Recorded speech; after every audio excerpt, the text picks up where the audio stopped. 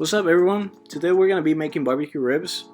It's one of those dishes that it kind of grew on me. At the beginning, I wasn't really a fan because most of the times it was really sweet.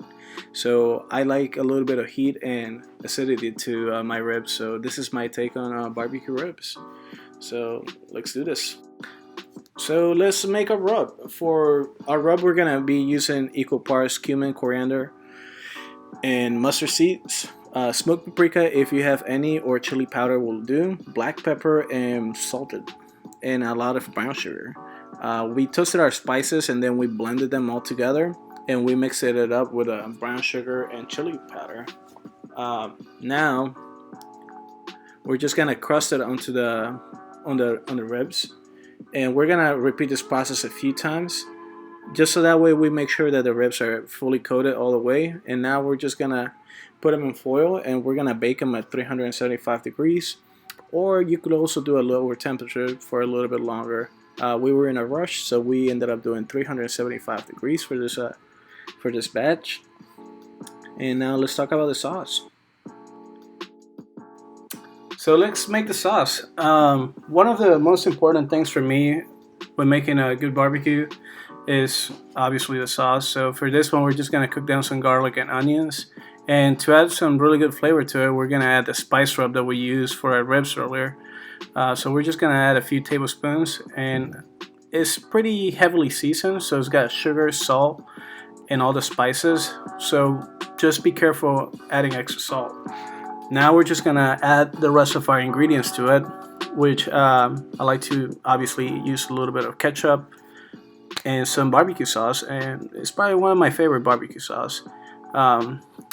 Also, I like to add some heat to it, so you can do sriracha or any other type of hot sauce that you like, or I mean, you could even put some fresh peppers in there, but just make sure you cook them down. And we can't forget about the vinegar. That's what gives it a nice little tanginess to it, and some Dijon mustard if you have any, or you can just use a whole grain mustard. So we're just gonna cook it down for a little bit longer, and then once it's ready, we're just gonna blend it. And my sauce was not the best at the beginning, but we ended up bulking it up with more ketchup and more barbecue sauce and sriracha to make it spicier.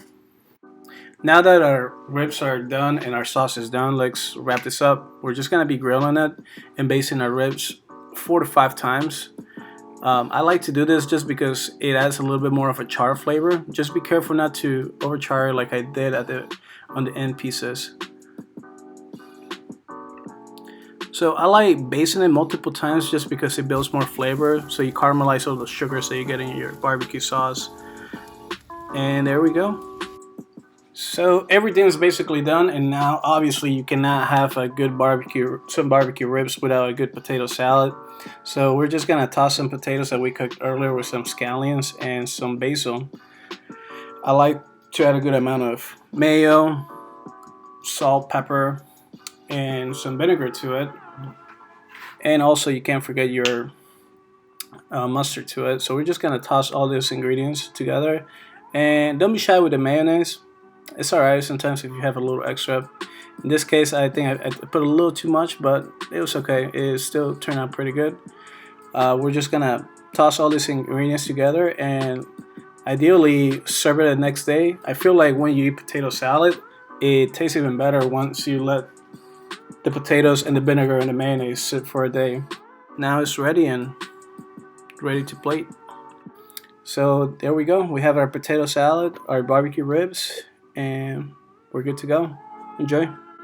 Thanks for watching our video, and don't forget to subscribe our video on YouTube and hit that like button, and stay tuned for our future videos.